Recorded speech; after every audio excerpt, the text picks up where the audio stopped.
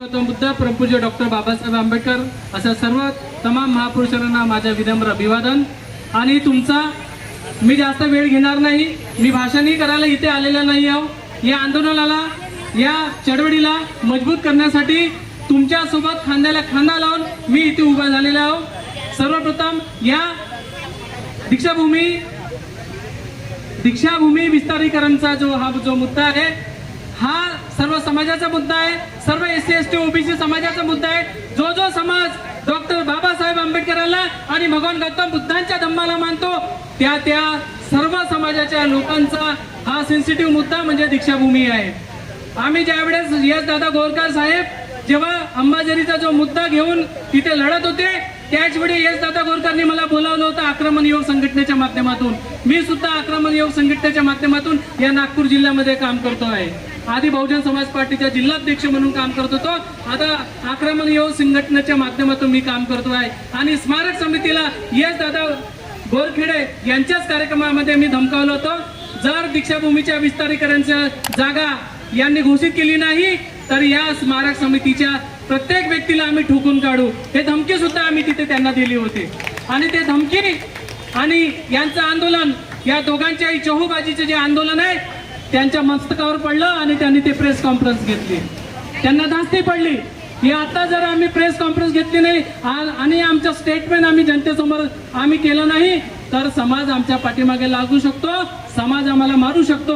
आणि म्हणून त्या विलास गजघाटेंनी तिथे जाऊन प्रेस कॉन्फरन्स घेतली। आणि त्या दिवशी त्या विलास गजघाटेंनी मला फोन केला की समविचारी आंबेडकरी जनता, तुम्ही या प्रेस कॉन्फरन्स मध्ये या। मी म्हटलं मी प्रेस कॉन्फरन्स मध्ये येईन, पण तुला जुता मारायला येणार, मी तुला जुता मारायला येणार। जोपर्यंत त्या दीक्षाभूमीमध्ये तुम्ही देवेंद्र फडणवीस सारखे, नितीन गडकरी सारखे लोक, RSS चे लोक तिथे बोलवून, जे हिंदुत्ववादी लोक आहेत तिथे आम्हाला भाषण देतात, तिथे आम्हाला काय भाषण देतात, तिथे काय आम्हाला धम्म सांगतात का? तिथे ते धम्म सांगत नाही, तिथे ते योजना सांगतात, आम्हीच दाखवतात। आणि आमचे जे बुद्धिजीवी लोक आहेत, जे रात्र दिवस 24 घंटे धम्माचा प्रसार करतात, अशा लोकांना ते RSS चे लोक तिथून भाषण देतात आणि ते आम्हाला धम्म सांगतात। त्याला हे सांगितलं की जर तुम्हाला धम्माचं कार्य करायचं असेल, प्रामाणिकपणे काम करायचं असेल तर त्या RSS च्या लोकांना यावेळी बोलवू नका। आणि यावेळी ते लोक RSS च्या लोकांना बोलवत नाही आहेत, यावेळेस ते बौद्ध भिक्खूंना देशात प्रदेशातून बोलवून राहिलेले आहेत। परंतु हे सगळं नाटकबाजी आहे त्यांचं। आमचं आंदोलन थांबलं पाहिजे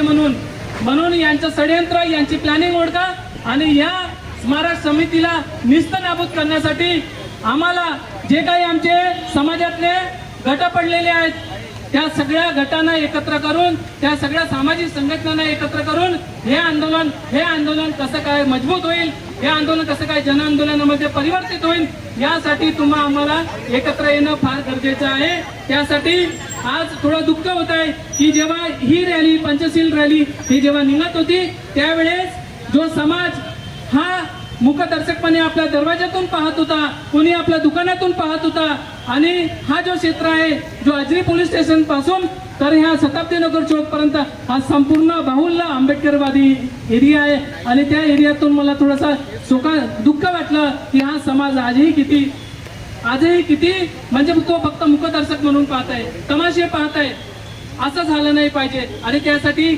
समाजामध्ये मार्गदर्शक लोक निर्माण झाले पाहिजे। जोपर्यंत समाजामध्ये मार्गदर्शक लोक निर्माण होणार नाही तोपर्यंत समाज जागृत होणार नाही। आणि त्यासाठी प्रत्येकाने हे पाऊल उचललं पाहिजे। ज्या घरामध्ये मुलं आहे, मुली आहेत, जे शिकले सवरले, जे MPSC UPSC करत आहेत, त्या प्रत्येकाने आपल्या मुलाला तयार करा, बेटा तू सरकारी नोकरी सोबतच समाजाचा उद्धारही तुला करायचा आहे। आणि जेव्हा घराघरामधून असे मुलं आमच्यासारखे बाहेर निघतील तेव्हाच हा समाज घडू शकतो, आणि तेव्हाच क्रांती होऊ शकते, आणि तेव्हाच डॉक्टर बाबासाहेब आंबेडकरांचं स्वप्न पूर्ण होऊ शकतो।